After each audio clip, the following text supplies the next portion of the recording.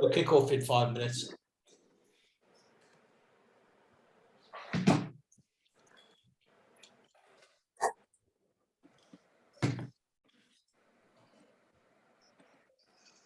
So basically, half a month.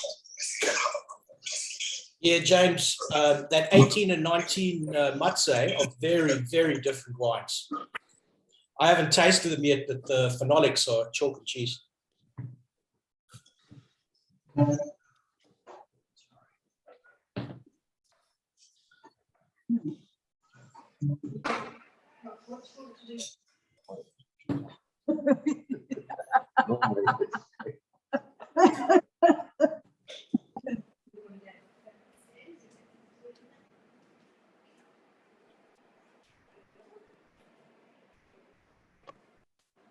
Lou, I'm going to shut down my chat box. Would you mind keeping an eye on that if anybody... Hold on, yep, hold on. I'm just trying to set up. Okay. Okay.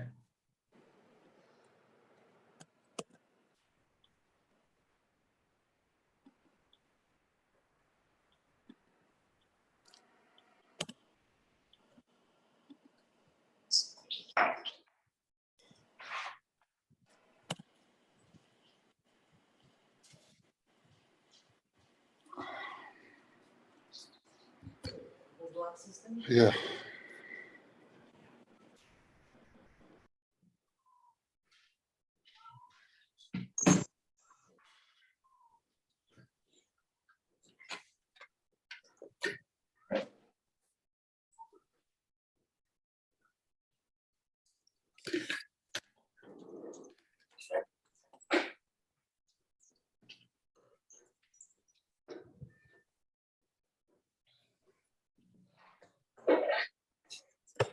Good afternoon. Oh, hello. Good afternoon. How are you guys? Buonasera. Hey, guys. We're ready for Italian wine. Ready for these super Tuscans. Yeah, it's going to be cool. I've been breaking so many wine glasses, I'm actually down to 6. That's all I got here now. I'm going to have to lash out and get some more. That's what happens when I do the dishes after a wine tasting.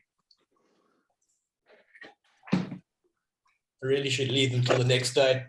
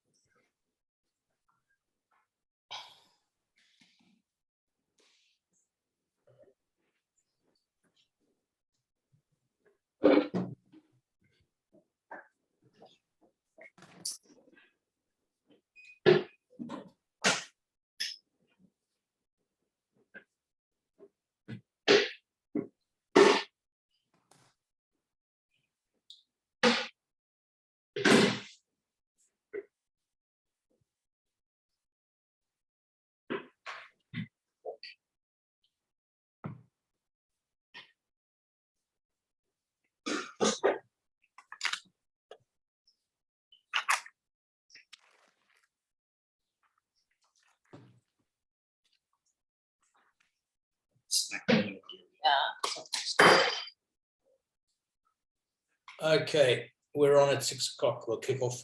So welcome everybody to tonight. I'm really excited to be able to look at these various labels from Tuscany in one lineup like this. I guess in an ideal world, they'd all be from the same vintage. But on the other side of that argument, the vintages that we're looking at tonight are super expressive of their years. And so it'll add another dimension to what we're looking at tonight. A quick roundup on what actually a super Tuscan means for those who haven't delved too deeply into this aspect of Italian wine before. Kicked off in about the 1970s when winemakers started with their Chianti Classico, which is made from all Sangiovese. Winemakers started incorporating other Bordeaux varietals into their wines, and also very importantly the use of new oak. Generally speaking, and in many parts of Italy to this day, new oak is something that's dealt with on a very tempered level. The primary focus is always to find pure fruit expression. So this notion of introducing new oak and large percentages of new oak to their wines was regarded as quite scandalous at the time. Hence their delineation IGT. And so, pardon my appalling accent, but in Indicazioni Geografica Tipica. So in other words, atypical of the region. So for example, in Chianti, you're expected to use Sangiovese. And up until the 70s, you certainly weren't allowed to mix things like Cabernet and Merlot and Syrah into Sangiovese. So on that note, what we've ended up looking at tonight are 6 wines in this kind of style from 4 different vintages. And I'm going to run through the vintage qualifications in a second, but a brief slide on Mazzei, which forms the large bulk of what we're looking at tonight. One of the oldest and most distinguished wineries in Tuscany. I am by no means a history fanatic, but I was quite captured by the background information to Mazzei, founded by Filippo Mazzei. And he had much to do with the instigation or the commencement of wine growing in America. He had personal relationships with Franklin, Adams, Washington, and Jefferson, and was something of a libertarian in that he declared himself to be citizen of the world rather than citizen of Italy. He came across these people when he was working in London as a trader, and was eventually invited out to Virginia, where he consulted and helped them begin their wine business, the wine industry in the US. Clearly that was in the days long before California. It was also interesting to note that John F. Kennedy acknowledges Filippo Mazzei in his biography with that very famous line, the great doctrine, all men are created equal, referring to the Declaration of Independence by Jefferson. And Kennedy ratified the relationship by saying that declaration was paraphrased from the writings of Filippo Mazzei. So a really interesting historical note to the winery. They're 24 generations and are still very much going strong. We're looking at the wines from the Fonterutoli castle. We've got someone the tree that may smell that's unmuted. Luke, could you just have a look and just mute them? right? Because look, 18, 19, and this thing are all from Mazzei, right? Which one smells the same? I can't do it from mine, but if you could, I think it's Kelvin Tan. Kelvin, could you just mute yourself? No, I'm definitely not talking. Yeah, I think it's not Kelvin. I don't know who it is. Hold on, I have got the mute button here. Hold on. You do? Yeah. Hold on.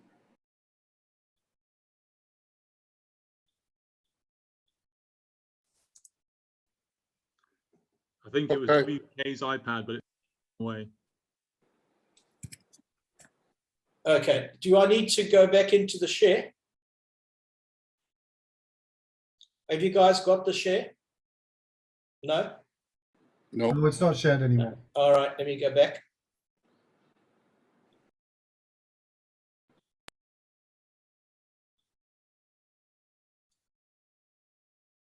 Where are we?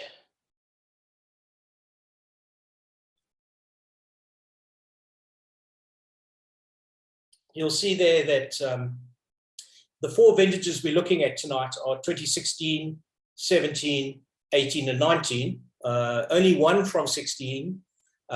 Defined, I actually drew source material from 3 different sources, Wine Advocate, Wine Spectator, and a third one, to get the perfect kind of aggregates of what people thought of these 4 different vintages. 16 was defined unilaterally as a perfect year for Tuscany. The 17 was the hot one. And so when one's looking at Tuscan wine, It's something to watch out for in terms of alcohol and over-ripeness in general. Tonight, we're looking at some of the very best that's produced, so it's somewhat easier. We're looking at the best examples of 17. It seems that 18 is the closest to 2016 in terms of quality, generally speaking. And slowly but surely, the main consensus of opinion on 19 is that it's a classic year. It reminds many of the gurus more of the 1980s.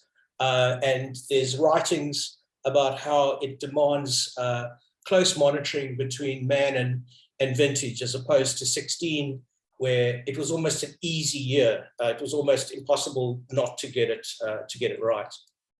So looking at the 6 wines in no particular order, this is the one which, the slide which you really want to focus on. There's the 3 Mazzei wines. The first Mazzei wine, and this is in no order, so guys, jars 1 to 6 now, we're just tasting them blind. And in a little while, we'll vote for whichever wine we think is the best. And then I'll unmask them a little later so you can see them all. So Mazzei is the only one we're looking at tonight, which is dominant in Sangiovese, 80% dominant. The 2 Siepis are 50% Sangiovese and 50% Merlot. And this seems to be certainly a favorite of mine in terms of Super Tuscans. It seems to me that that particular blend is something that I really enjoy. The elements of Merlot and Sangiovese augment each other when they're in that kind of a blend. Hey, sorry, Robert, I think you're still on slide 5, the vintages. I'm not sure if you're talking to a different slide. No, I'm talking to the slider. Okay. Yep, with the 6 wines on it. No, we're still seeing the 2016, 17, 18 vintages. Let me go back to the beginning.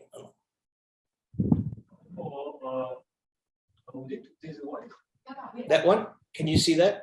Yeah, now we can see the one. Sorry. So top 3 are the Mazzeis. Just to quickly recap, Concerto is Sangiovese dominant, and the other 2 are half Sangiovese, half Merlot. The Bibi Graetz tonight, anyone who's tasted Bibi Graetz, particularly the Testamattas, they very flamboyant wines. And the 19 is particularly demonstrating that tonight. It's definitely the wine, aside from the Cairossa, which is this perfectly eloquent but quite ripe wine, and you're gonna pick that up on the nose straight off the bat. This stage, maybe you want to be sniffing all 6 glasses and getting an idea of the phenolics, but certainly the Cairossa, the 16 is going to show as one of the ripest of the 6. The Bibi Graetz will also show this kind of outgoing, zesty sort of personality on the nose.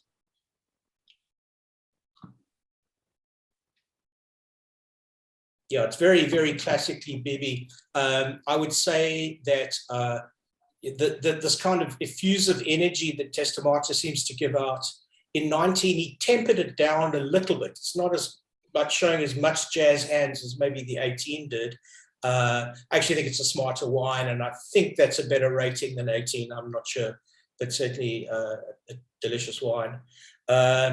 Then the Mazzeis, the 18 Mazzei is obviously showing more resolution on the nose than the 19 tonight, but it's also got a more impressive nose, the 18. The 19 is quite closed, showing a fair bit of tannic immaturity tonight in my glass anyway. Just to recap on those vintages, 16 being the perfect year, 17 being the hot year, where you're watching for alcohol and over-ripeness, 18 being the closest to 16 in terms of quality and style and characteristic, and 19 being way more of a classic year, good quality, but possibly not going to hit, generally speaking, the kinds of ratings that 16 did. So the Fattoria Pupille, I've been quite lucky in that I've tasted probably the last 6 or 7 vintages of this wine. Mainly because it's probably my favorite expression. It's a decent price point, or almost decent price point, and I really like their style. It's coming from a maritime climate, or definitely close to the ocean. So it's one of those wines that, albeit in a hot vintage like 17, is not showing the effects of that extreme heat. It's one of the few wineries that has managed to skate off the top of that without any difficulty at all. And generally speaking, I prefer more Merlot, but this is the one Super Tuscan cab dominant that I really enjoy. It's showing classic, if you're having a sniff at the phenolics, it's showing the classic Pupille style tonight of slate, graphite, and violets. It's definitely showing it very well this evening.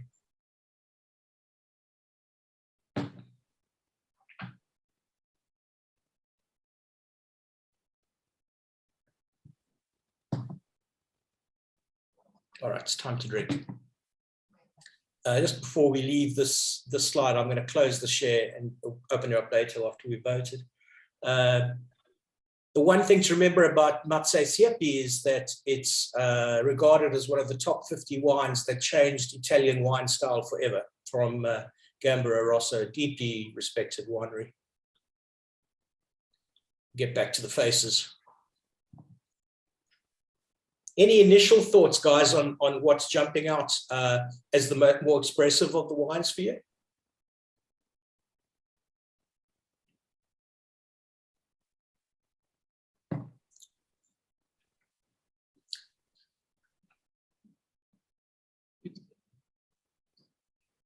I think that Bibi Graetz tonight is showing an edit in the style. It's actually a bit more centered, a bit more sensible. I'm not by any means saying that Bibi Graetz isn't a sensible style, but generally speaking, it's very flamboyant. And this 19 is showing a certain measure in the fruit expression, which is quite impressive.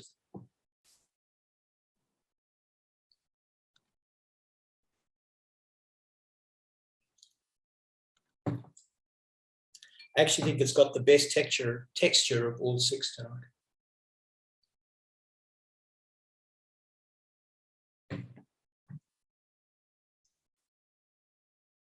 I think it's blind at the moment.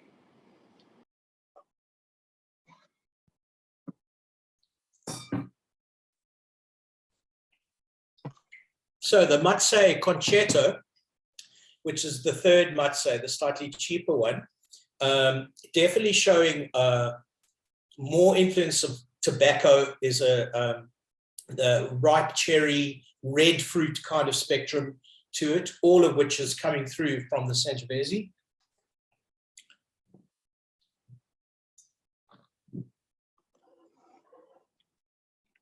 A little bit of a reductive nose on the Pupille.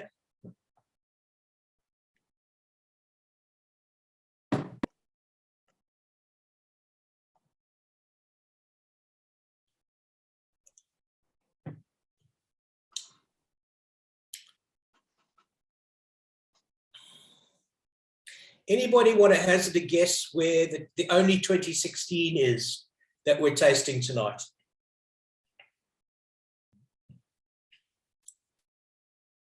It's showing quite clearly as the sort of more resolved. It's definitely showing the benefit of extra time.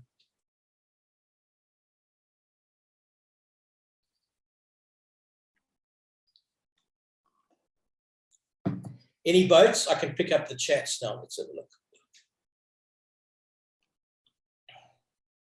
Eddie, we're tasting all the wines across the board, and in a little while we're going to vote for the best, whichever we like the best, and then we're going to unveil them and see if we can pick out the Mazzei.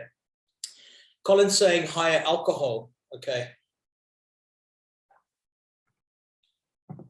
I'm not seeing that much more alcohol, Colin. For me, it's showing much more fruit expression than many of the others.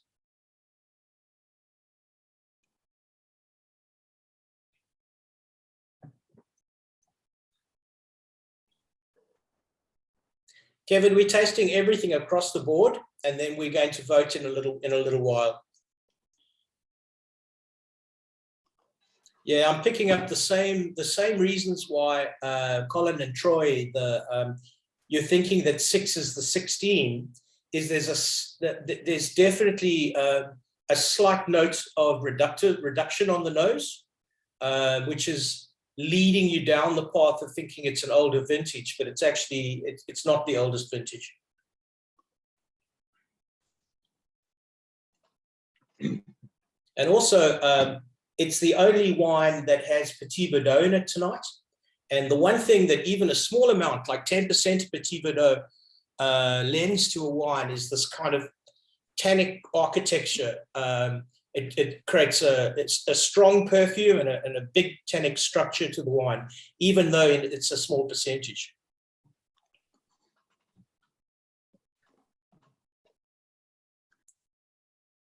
Yeah, Augustine and Lou are correct. That's the 2016 #1. There's something about it, has a real silkiness to the texture, but profoundly rich, and for me, incredibly ripe and rounded tonight.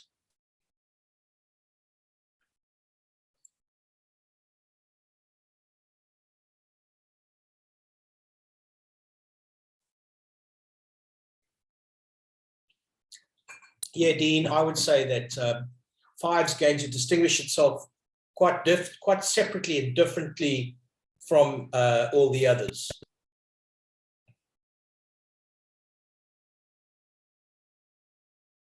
And that's a function of mainly the blend of the style of the wine.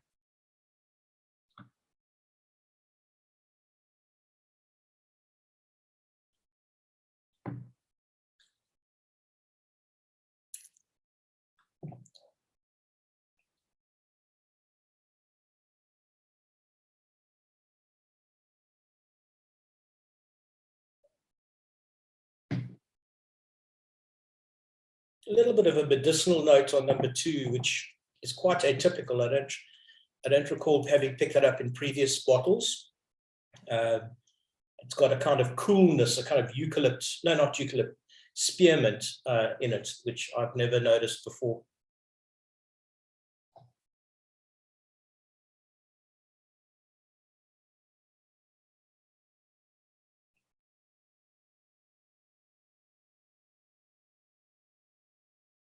No, Augustine, it's all gone. We used the last of the Cairossa for this tasting. And in fact, the reason why I capped it at 42 seats tonight was we're out of Cairossa and we're out of Pupille. I think there's one bottle of Pupille lost somewhere in the back end of the cellar. So we were restricted. Yeah, I agree. It's a really cool way to taste these wines, particularly when they can never be repeated again. I would say if anyone wants to take a stab at what the Bibi Graetz is, you're going to find it in the texture, because for me, clearly tonight, the Bibi Graetz is so incredibly well tailored and finished. The mid palate is glorious and the length is absolutely perfect. It just skims very, very well made. I think this might be the best vintage I've ever tasted of Testamatta. It's really, really great.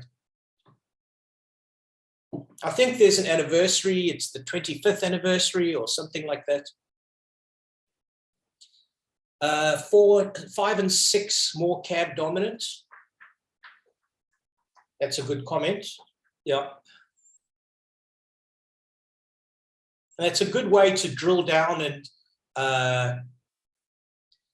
reduce your option to see if you can try and work out what the labels are, because that way you can probably start to figure out what each of these are.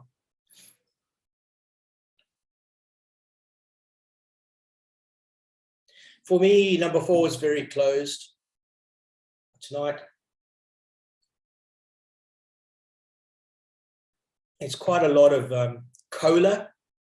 Yeah, it's definitely that sort of, yeah, a cola kind of nuance on the palate.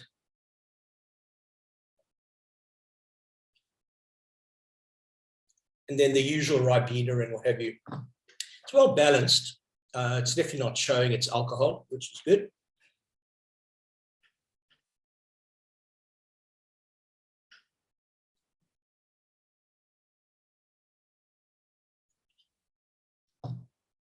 Those who private chatted on the picking of the Testamatta, you're not right. You both all are calling it as the same number, but it's not the Testamatta.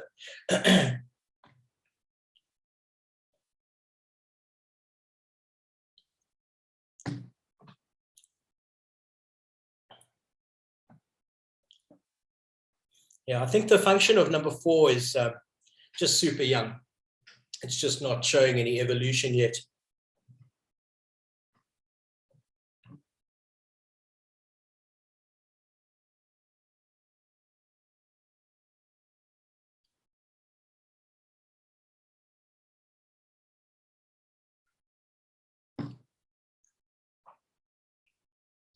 So you're saying 4, 5, and 6 are more complex.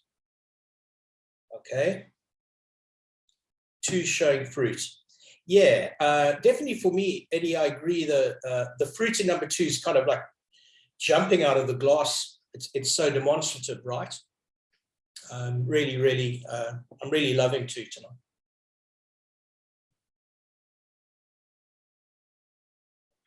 So Kelvin, you're reckoning 5 and 6 your favorites? Yeah, I'd say 5's kind of quite high up for me as well. I'm wondering though if it's not because it's so different stylistically from all the others. It may well be the case.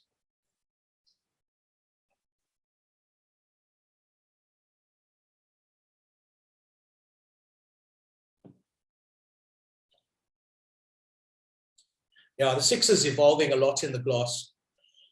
I opened my jars at 5:30 or so, and it still was. I should have opened them earlier.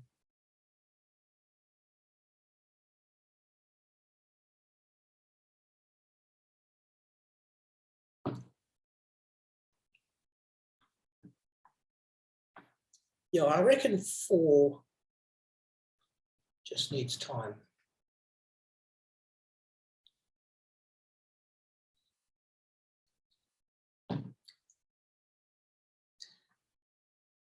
Two, 5, and 6. Yeah. You guys aren't picking my favorite, but I'm just contrarian at the best of times, as most people would agree. So it's always a hard one. On the nose, like in terms of phenolics, is there one that stands out as a favorite for anybody? Before we actually vote on the wine as a finished product. Hey Rob, would you mind putting back the slide that describes sure. the wine? Yeah. We're gonna try to give a stab at it. Yeah, can you see that? Yeah, great. Okay.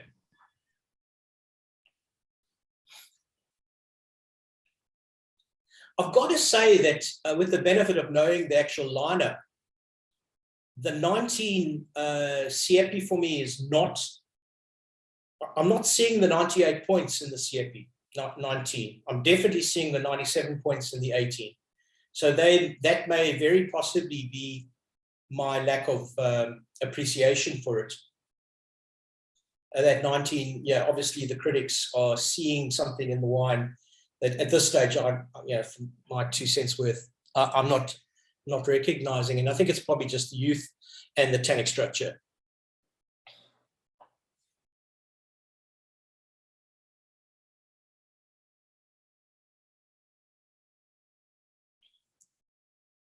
Yeah, Dean, I agree. It's just evolving more and more and more and more. It's interesting because thinking back at the last 5 years of these Super Tuscans that we've been selling, that wine has always been the slowest one to evolve, but when it's ready and developed, it's just off the charts good.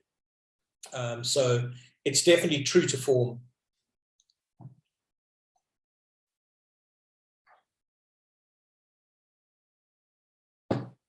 So in terms of phenolics, you guys are leaning towards one looking like, and that sort of makes sense because that's the older one. That's the 2016. Yeah, Troy, you're right. It's 1, 2s, and 4s. 2 is showing well on the nose. Okay, so maybe we can take a bit of a stab and say we reckon that on the rating of the phenolics, yes, Jane Anson, Colin, rating on the phenolics, the 2016, the Cairossa gets it. So let's do a vote now for wine of the night, and you can only give me one. At some point, I'll work out how to use Slido, which makes it easier to do. So that's 6, 1, 1, 5.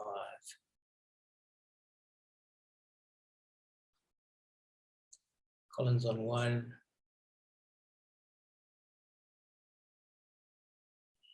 James, what's your vote? Oh, there you are, got it.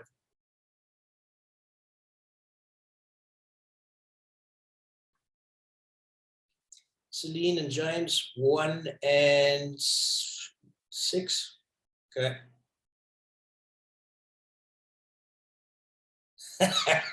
You know, this is so typical of these tastings. The wine that actually wins the most popular ones are the ones that are sold out. So Cairossa is definitely tasting it. Let's take it. So 1, 2, 6, and 2. And it's looking like number 6 is following up as the second most preferred. And I'm the only one who's voted for the one that I like the most.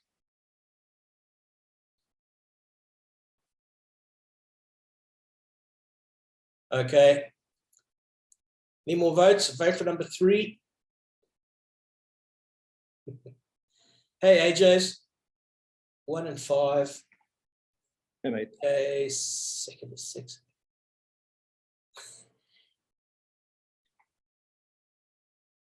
Kelvin's partner's into 6. Dean's voting down on 6. I'm interested to know why, Dean. Is there some aspect of it that's not working for you?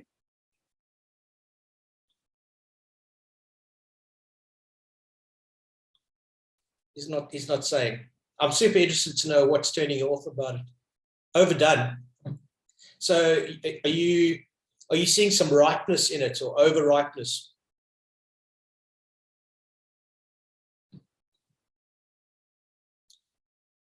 No, Augustine, you're wrong. All right, let's put us all out of the misery. The one is clearly winning it, the Cairossa. And it looks like 6 is the one that's coming up second. So here's the actual lineup. So the Siepi 18 is number 2. Bibi Graetz is number 3. And I'm really crazy for that Graetz. I just think it's the noblest expression of Testamatta I've ever tasted. It's just more ready to drink at this early stage than any of the others on release. And I think it's got wonderful structure and potential. I'm more of a fan now than ever looking at it in this lineup tonight. And the Saffredi, it's the other one that we've only got a single bottle of it left at this stage.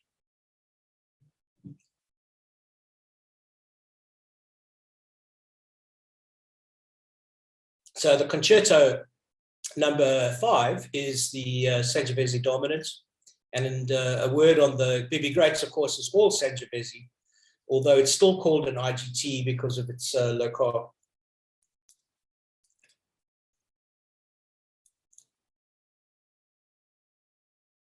Lou, is the Bibi Graetz, is there a reason why he's calling it an IGT, although it's 100% Sangiovese? There must be some political context to that, because in theory, 100% Sanjo is not an IGT.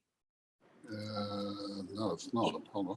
His vineyard is out just very close to Florence, so maybe that's viewed as a L2 and 4.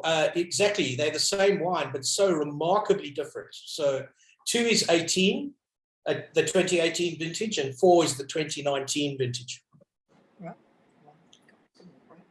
The 2019 is higher rated, but I'm loving the 18 far more tonight. Hey, I'm sorry, Robert. Which one is 2 and which one is 4? The slide 2 says is 18, right. the older one, and 4 is 19. Thank you very much. Yep. 2 is 18 and 4 is 19. It's easy to say, but we got all of the ones that we wrote down right on this side. Oh, really? Oh, that's awesome. But we only, Because I'm absolutely sure I wouldn't have. we got 4 right out of our 4 guesses. Oh, that's outstanding. Congratulations. Very easy to say after you show the correct slide. Yeah. So I've got 4-ish. Yeah, Rob, I'm not I seeing. can't answer that question for you. I don't know off the top of my head why that. Oh, okay. Colin's suggesting that it's because he's not in Chianti. That Normally- may well be the answer, actually. Yeah, but even so, under the local dock rules, it depends on which principality or province he's in. So Oh, okay. he's not. He's definitely not in Chianti. That's for sure. He's got a vineyard in Chianti, but this is not where Testamatta is drawn from. Right. Okay. So it'll be a geographical denomination thing for sure. Right. Are you guys wondering what IGT means? No, we know that. Yeah. Identificazione. Oh, Jesus. Yeah. Yeah. Yeah. My accent's terrible. I can barely get pizza in Italy. It's terrible. Yeah, it's basically when they're doing it within the Chianti region, but it's not a Chianti, so they won't give it a name. No, not quite. Anyway. Not quite.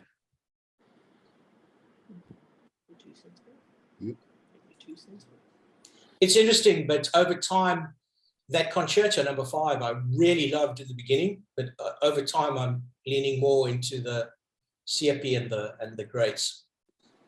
Siepi 18 and the Graetz. So, in fact, I'll be a bit boring for a second. IGT, in fact, refers to any wine that's made with non-classified grapes from the region. So, in Chianti, for instance, if you're growing Cabernet, it's IGT by definition.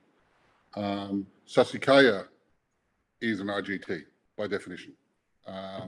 It's Cabernet and Merlot from the Bolgheri region. Yeah. Any Syrah will be an IGT. So no matter where you are. It's just not a typically classified Tuscan grape. Got it.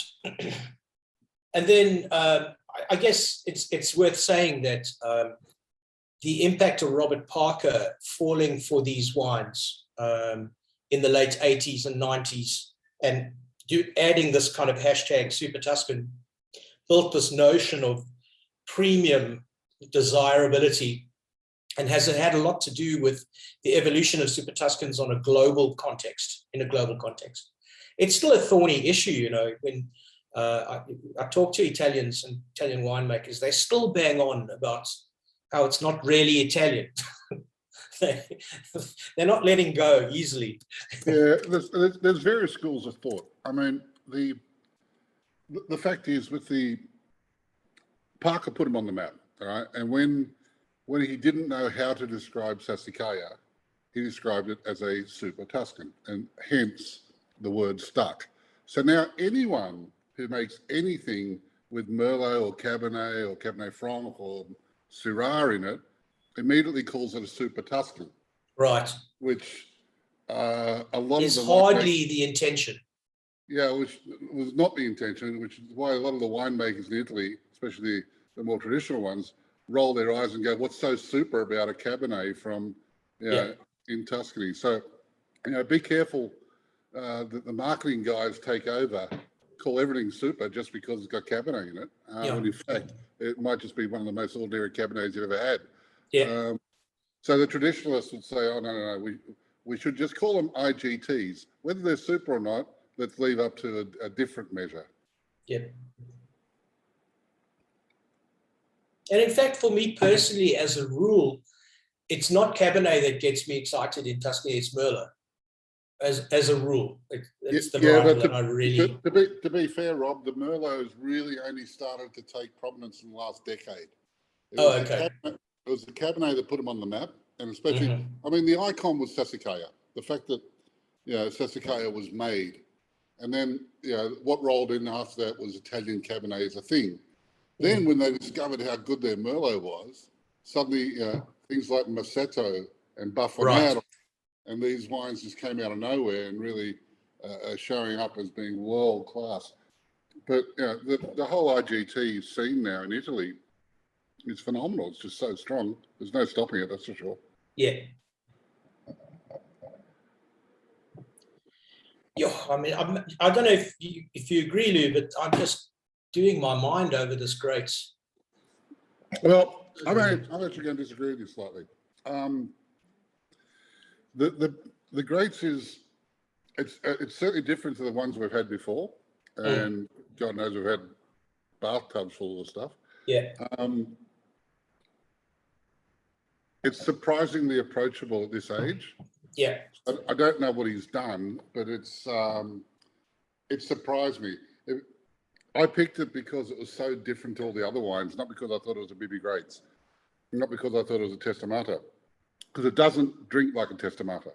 No, exactly. It's totally atypical to anything else, any other vintage I've ever had. But I like that notion of it being reined in. I prefer his traditional style, but You do? Oh, okay. It's certainly different. So there's no doubt about that. And you know, it's the same with the Colore from this vintage. It's also way more reined in. I'm actually interested to ask him when we see them next week about that, if there was a particular intention or whether it's reflecting vintage. This is so approachable now, which Testamatta generally is not. No. Especially I'm saying to people, drink the 13s now, slowly. I'm kind of feeling that anything younger than 13 is just not worth opening yet.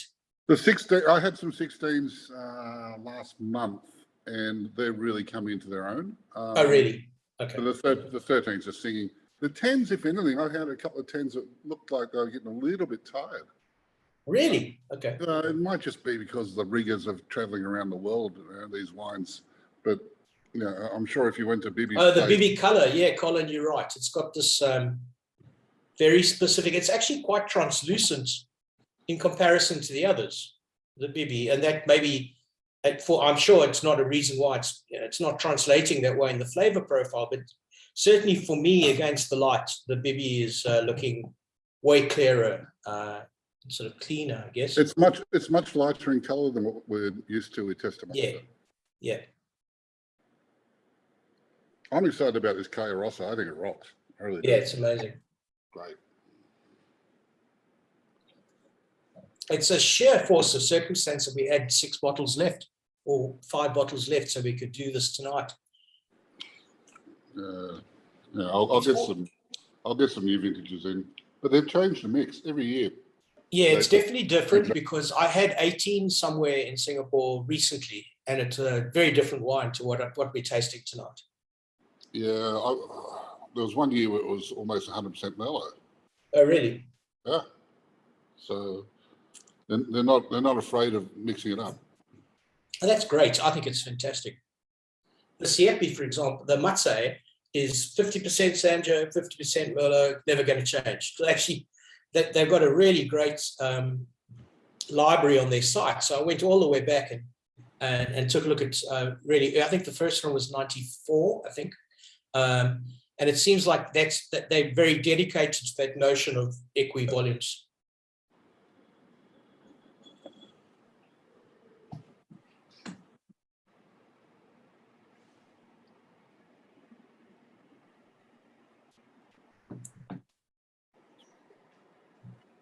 So with the Pupille, I think it was the 16 that got the 100 points, wasn't it? Can't remember. The Saffredi. Yeah. Was it 99 points? Whatever. Yeah.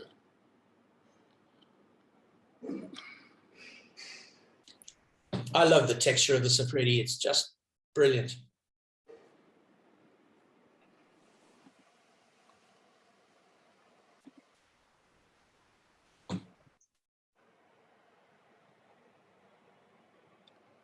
I wonder what that 18 Cairossa was as a blend. Cairossa. I know I've got a fair bit because I'm a fanboy, so I've actually ordered quite a bit in for us. Oh, okay. The 18. The 18 is going to be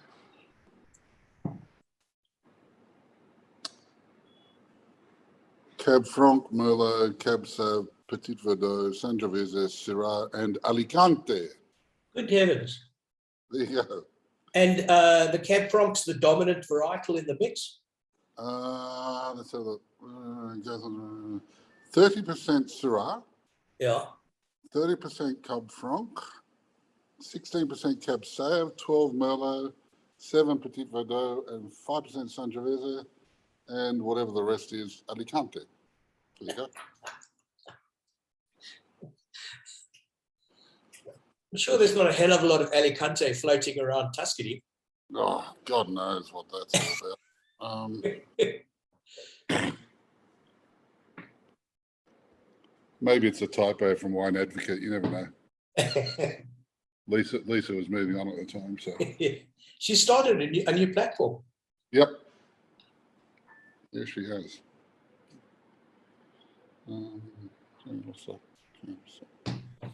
A shout out to that Concerto. I think it's a beautiful wine, but it's outclassed by the others. Yep. Different, right? Yeah, I think in its price bracket, it's doing what it's excelling, but it's doing it at 60% of the volume of the others. Yeah. The one thing that people should be aware of, though, is that these high-end Italian wines now have all moved their marketing over to La Place of Bordeaux.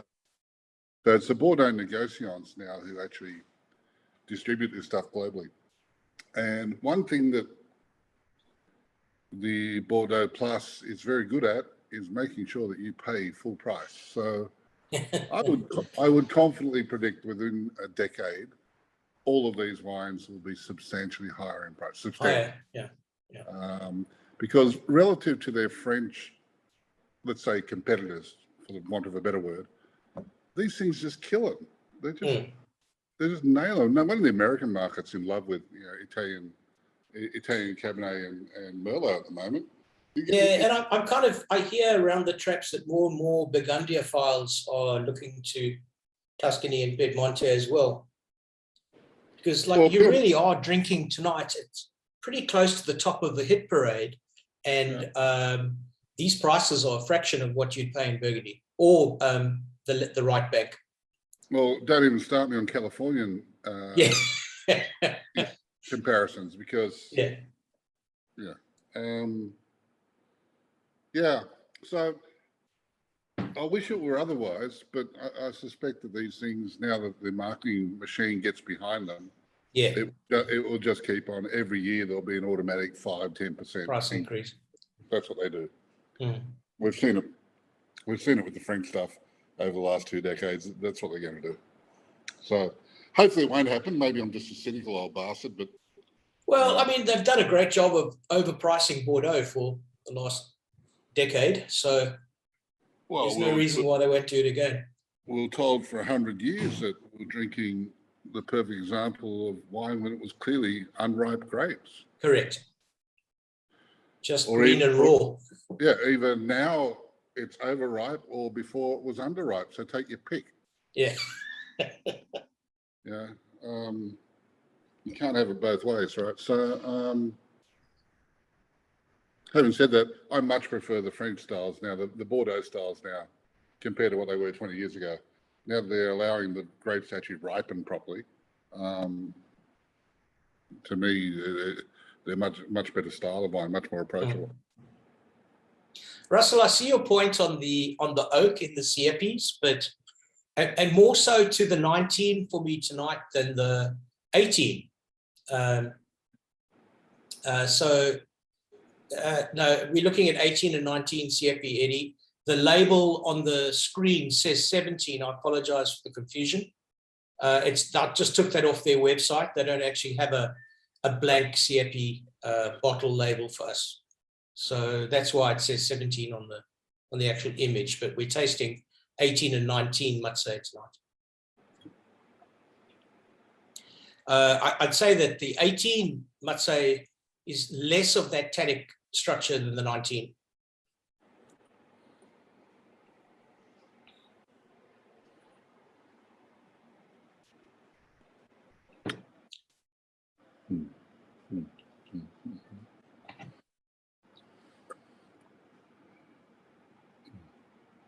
We're actually doing a phenomenal Bibi Graetz tasting next Thursday.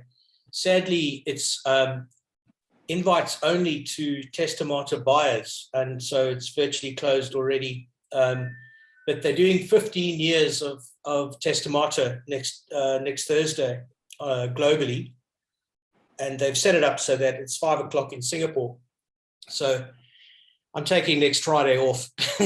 There's no ways I'm going to be able to drink 15 Testamatta and still have any point of view next Friday. It's actually 18 bottles. Is it 18? Oh. 18, I think. And the co-hosts will be Bibi Graetz and James Suckling. Oh, Suckling on it as well. Okay.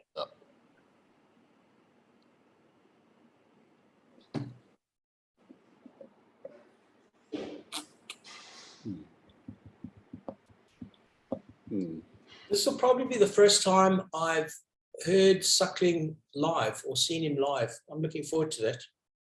You don't smoke enough cigars. If you smoke enough cigars, you inevitably, if you travel around the world and smoke cigars, you inevitably will find James Suckling in a cigar bar somewhere. Oh, I didn't know he smoked cigars. I've become a fanboy immediately. That's how I got a dribble on his shoes a few times. Anyway. It's interesting to note that he's moved his base of operations to Hong Kong. I think that's just amazing.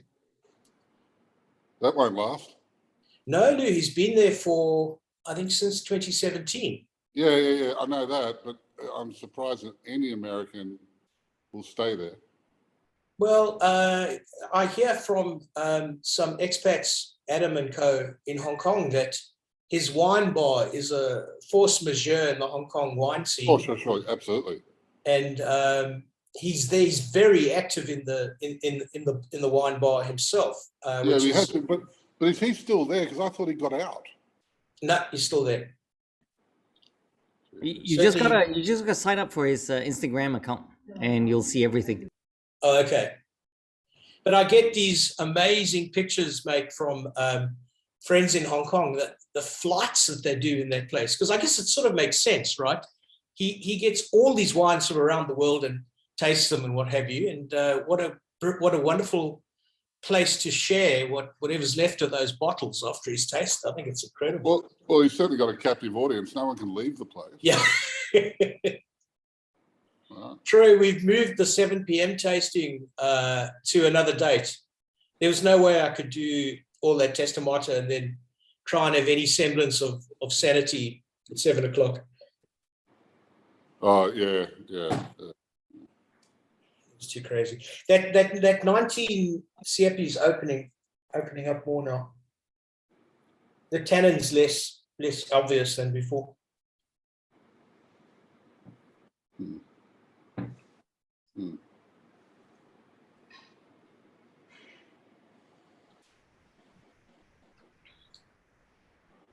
So Robert, what do you think going into this wine tasting, form versus substance? Yeah. What did you think would be the standout winner tonight? And then tasting these wines, what do you think has basically risen to the top? To the top. I'm huge about the Graetz. I was expecting it to excel, but for different reasons. Because I remember I tasted this 19 in Spain last year, and it blew me away for all the usual reasons that Testamatta blows me away. But its evolution is different from previous vintages. This wine is becoming for me, very pure and very, it has a purity and a sensibility about it that I've never encountered in his other vintages. So I'm a huge fan for that. And the Pupille is showing, I think it's a great example of how you can get a wine right in a very tough year. 17 was just not an easy year, and Pupille's nailed it. So those are the two for me that I'm particularly keen on tonight. And Saffredi gets an amazing rap. I think it's the 2016 that you were saying got the 99 points. Yeah. But 2017 is seen as like a really seductive, hedonistic wine or vintage for Saffredi as well.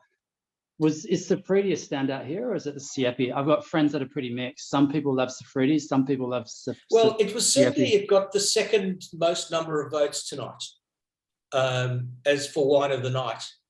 And I kind of feel it was deserved. I'm a huge fan of this label. I think it's amazing. And I'm lucky enough to have a little bit of 16 in my possession somewhere. And I think it's just the most wonderful wine. I think it's crazy good. It's taken me much longer to fall into the Mazzei camp.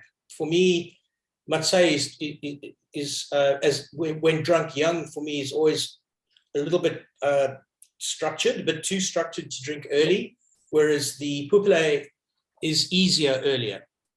So that's probably why I've leaned into that more in recent times in Singapore. Right. So basically, Saffredi has a larger following. Siepi's got a growing market, is what you're saying? Well, certainly in terms of votes tonight, and that seems to be the case. I mean, it's interesting. We've only, Lou, am I right? 16 was the first Siepi we ever did. I think it was 16. Yeah, 15. Was it 15? And it took a long time for the 15, mind you, our client base is dramatically different from what it was 2 years ago, right? So certainly the first release of Siepi took a long time to sell, but subsequent releases have moved with lightning speed. James, you've got an 04 Siepi. Where's the love? That's fantastic.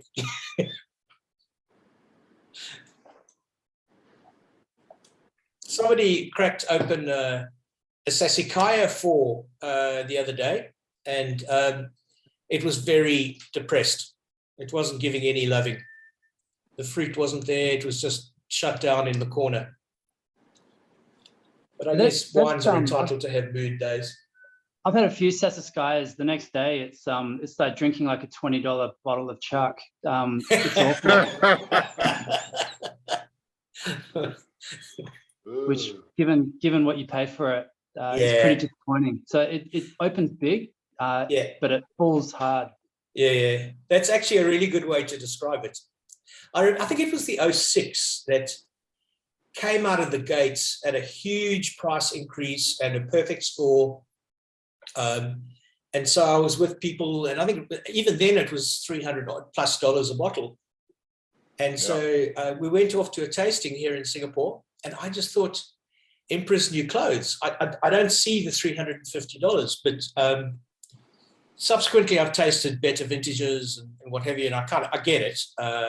And you know, why shouldn't they be $350 a bottle? If they Tuscany's first growths, that's what they should charge. So I guess it's what the market wants. Yeah. I was lucky enough to try the 2010. Oh yeah. And it was impressive. I'd been unimpressed by Sassicaia before that. But I've had the 10 twice now, and it's pretty special. Yeah. Whether it's worth $350 or not, I'll leave it up to the Yeah, I guess we'll all debate that stuff till the cows come home, right? But it really is just what the market will bear. Yeah. But if anyone's good at raising prices, it's the negociants. Oh yeah. If anyone can raise the perceived value of a wine, it'll be those guys.